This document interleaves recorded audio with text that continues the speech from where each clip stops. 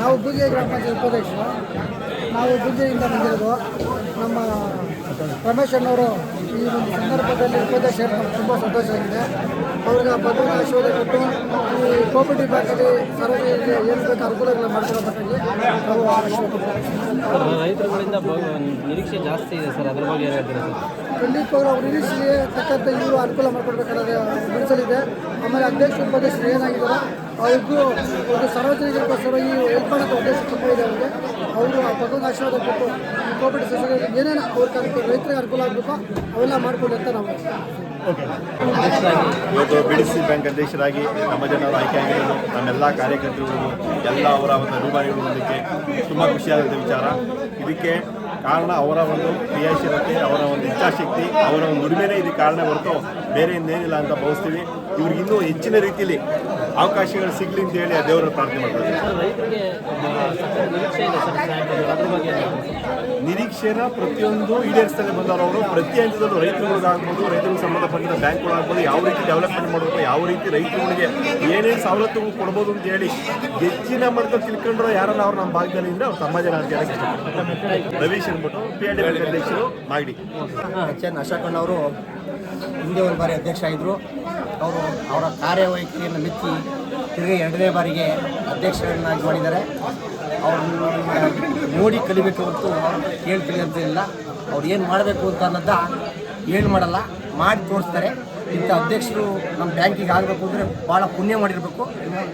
ಬ್ಯಾಂಕನ್ನು ಅಭಿವೃದ್ಧಿಯ ಪಥದತ್ತ ಕೊಂಡೊಯ್ದ್ರಲ್ಲಿ ನಂಬರ್ 1ನಲ್ಲಿ ನಮ್ಮ ಎಚ್ ಎನ್ ಅಶೋಕಣ್ಣವರು ಮಾಗಡಿ ತಾಲೂಕಿನ ನಿರ್ದೇಶಕರು ನಮ್ಮ ಎಚ್ ಎನ್ ಅಶೋಕಣ್ಣವರು ಈಗ ಅಧ್ಯಕ್ಷರಾಗಿ ಅಧಿಕಾರ ಸ್ವೀಕರಿಸಿದ್ದಾರೆ. ಅವರು ನಮ್ಮ ಈ 5 ಜಿಲ್ಲೆ 3 ಜಿಲ್ಲೆಯಲ್ಲೂ ಯಾರೂ ಇಲ್ಲ ಆ ಥರ ಅಧ್ಯಕ್ಷರು ಆ ಥರ ಕೆಲಸ ಮಾಡ್ತಾರೆ. ಆ ಥರ ಕೆಲಸ ಮಾಡಿ ಆ ಥರ ಬ್ಯಾಂಕನ್ನು ಅಭಿವೃದ್ಧಿ ಪಥದತ್ತ ಕೊಂಡೊಯ್ತಾರೆ ಅಂತ ಹೇಳ್ಬಿಟ್ಟು ನನ್ನ ಭಾವನೆ.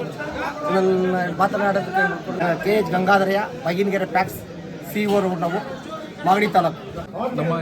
ನಮ್ಮ ತಮ್ಮಜಣ್ಣವರು ಹೆಚ್ಚಿನ ರೀತಿಯಲ್ಲಿ ಜನಗಳಿಗೆ ರೈತರಿಗೆ ಹತ್ಕೊಳ್ಳೋದಂದ್ರೆ ಹೆಚ್ಚಿನ ರೀತಿಯಲ್ಲಿ ಸಹಾಯ ಮಾಡಿ ಶುಭ ಕೋರಿದ್ವಿ.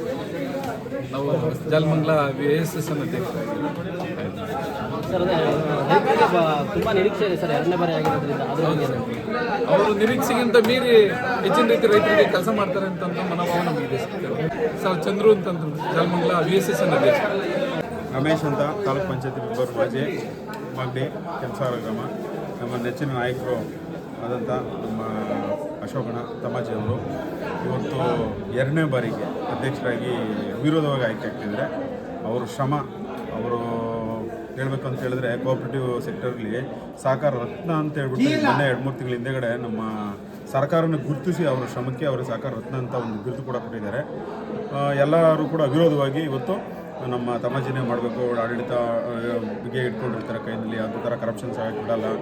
ಅವ್ರದ್ದು ಯಾವ ಥರ ಅಂತ ಹೇಳಿದ್ರೆ ಒಂದು ಯಾವುದೋ ವರ್ಕ್ ಹಿಡಿದ್ರೆ ಅದು ಮುಗಿಯೋತಕ್ಕ ಬಿಡಲ್ಲ. ಅವ್ರ ಥರ ವರ್ಕ್ಮೆನ್ಶಿಪ್ಪು ನಾವು ಇಂಥದಕ್ಕೆ ನಾವು ನೋಡಲೇ ಇಲ್ಲ.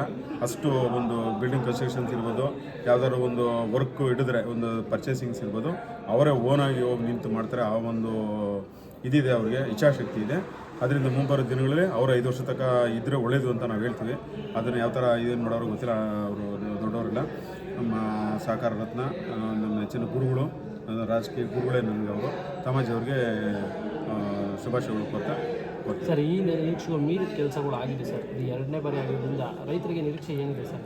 ಮಾಡಿದ್ದಾರೆ, ಹೆಚ್ಚಿನ ಸಾಲ ಕೊಡ್ತಾರೆ ರೈತರಿಗೆ. ಅವರದ್ದು ರೈತರು ಇವಾಗ ನೋಡ್ತಾ ಇದ್ದೀವಿ ಎಲ್ಲ ಕಡೆಯೂ. ಈಗ ಎಲ್ಲ ಕಡೆ ಹೊರಗಡೆ ತೊಗೊಂಡ್ರೆ 10-12% ಇರುತ್ತೆ. ಈಗ ತುಂಬ ಲೋ ಬಜೆಟಲ್ಲಿ ಇಂಟ್ರೆಸ್ಟ್ ಕೊಡ್ತಾರೆ, ತುಂಬ ಹೆಲ್ಪ್ ಆಗ್ತಿದೆ.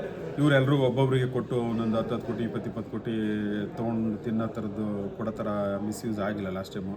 2-3 ಎಕ್ಸಾಂಪಲ್ಸ್ ಎಲ್ಲ ನಾವು ಹತ್ರದಲ್ಲಿ ಗೊತ್ತು, ಅದನ್ನು ಮಾಧ್ಯಮದ ಮುಂದೆ ಹೇಳ್ಬಾರ್ದು. ಅದು 10 ಜನಕ್ಕೆ ಕೊಡ್ತಾರೆ.